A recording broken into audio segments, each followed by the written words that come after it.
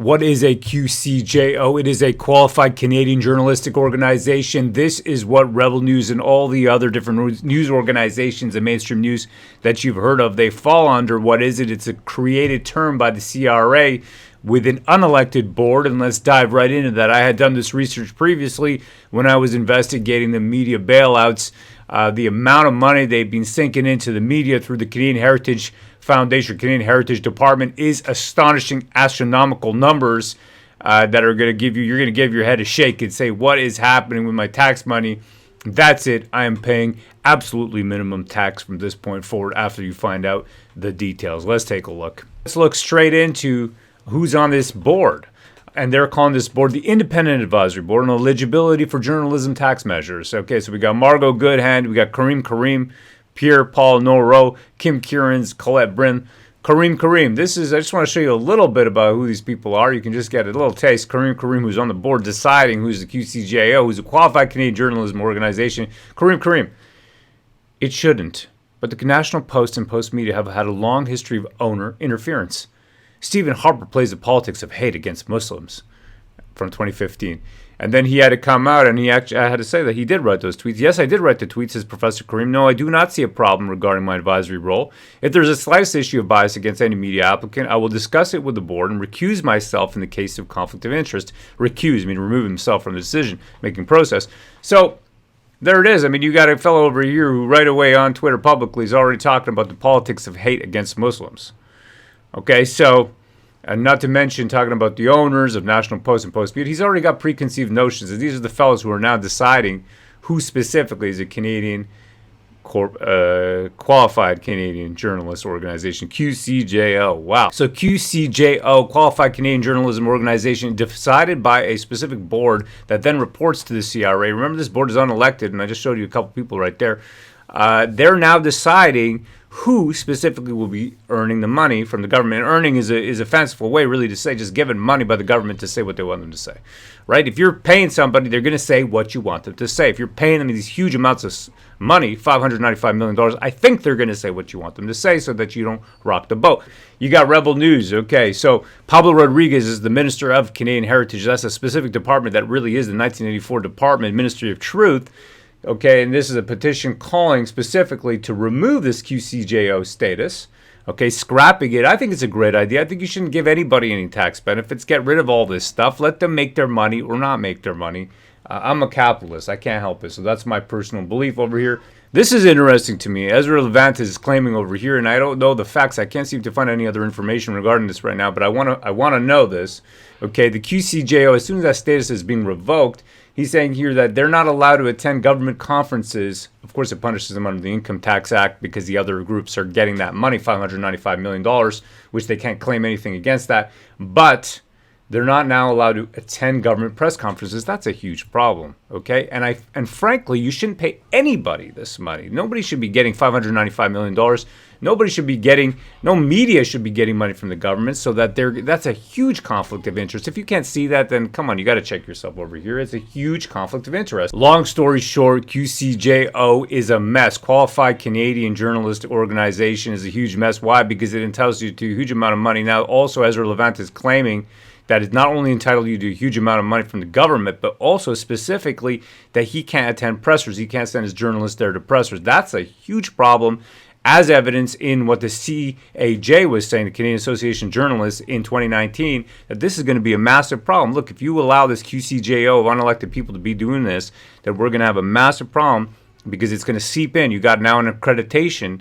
And guess what? If you giveth, it can be taketh away, and that's what's happening. So now they're going to take their presser rights away. Of course, there's all that money that's going to be funneled to the Canadian media organizations from Google and Facebook because they're getting hurt by the aggregator. Supposedly that's something else the Canadian Heritage Minister has been doing, the Canadian Heritage Department has been doing. So we're in a really world of hurt over here for media freedom. CJO, Qualified Canadian Journalism Organization. Let's go through this. March 2019, the federal budget announces 3 income tax measures to provide support to Canadian journalism organizations producing original news content.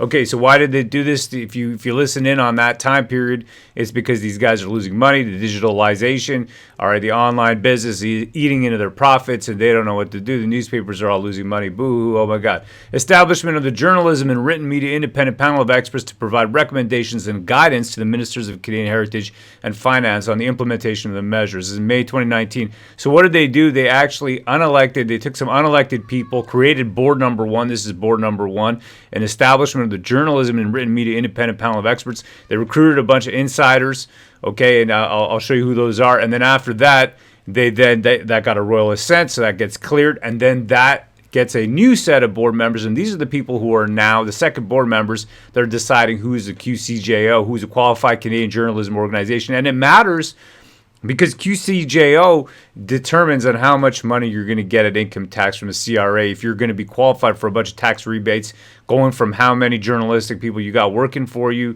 it goes on and on. But it amounts to zillions of dollars, at least $600 million under one specific grant from the CRA for this tax budget. Doling out the funds, aka how the sausage gets made. May 2019, we got panel number one. This is the panel number one I was talking to you about. Journalism and written media independent panel of experts appointed by the Department of Canadian Heritage. You're going to get that name. It's going to keep on coming back into your head. Canadian Heritage. Department of Canadian Heritage is basically like the Ministry of Truth. They're deciding who gets the funds, who is actually ideologically on board with them. And this even comes down to grants such as grants going to the Anti-Hate Network, which actually is a hate group. They're actually pro-hate. They actually hate people who love freedom. And I'll get into that another time. But Anti-Hate Network, that's something to actually think about. I've been investigating, looking into those guys. Going back into this, panel number one is appointed by the Department of Canadian Heritage, 8 reps from journalism industry experts, including 1 rep from the CAJ, which is the Canadian Association of Journalism. That person seemed to actually have a functioning mind. So Canadian Association of Journalists put this out there on their website, and they said the structure of the second panel is not clearly defined, how many people will be appointed for what length of time, and if their decisions will be subject to an appeal process. So it's amazing to me that these guys put this out. All right, they put this article out in May 2019, May 30th, 2019, and what they're saying right here is coming to pass. Okay, they had a concern, and here it is, it's coming to pass. The structure of the second panel is not clearly defined. How many people will be appointed, for what length of time, and if their decisions will be subject to an appeal process. A fair appeals process is necessary, it's needed. A fair appeals process is needed to ensure organizations denied funding will be granted due process. And right now, we don't really have due process. So, while the government has repeatedly said it wants a transparent process and agreed to some limited transparency elements the CAJ has previously called for, the current proposal falls short in a number of areas, including in February, the CAJ, they wanted their minutes and agendas to be posted online. They said no, they don't want to put those online. In February, the CAJ, this is 2019, the CAJ called for a full list of organizations who were applying for the funding to be posted online. We want transparency. We want to know who is applying to be a QCJO to get that funding, get those tax rebates. But no, this is the trick right here. Okay, it's that the CRA, remember, tax information is private, and that's how they're getting around there. So they're funneling money, okay, to the media, but through the CRA. So it goes Department of Heritage, the Department of Canadian Heritage. Okay, they go and they say, hey, this organization is good, this is not. You got unelected people doing that, and then they funnel the rebates, the money, through specifically the CRA, and that information is private. So because you can't put, that information is not just put out to everybody, all right? It's not online. So that's how they're doing it. Though to ensure public confidence in this process, who's been rejected for funding needs to be public. This week, the CAJ was told that journalists on the panel will be asked to sign confidentiality agreements. While this may be appropriate for panels advising government on national security or commercially sensitive matters, the CAJ is concerned that an overly broad confidentiality clause could limit the public trust in this process. Public trust has been limited. All right, July 16, 2019, who decides who sits on that board that is then going to dole out the money? Right, one more time, panel 1 is unelected. Panel 2 is decided by panel 1. From July 16, 2019, and you got the board members right over here. You got Bob Cox from News Media Canada. You got Esther Enkin from the Canadian Association of Journalists. Those are the people right there who put up those concerns.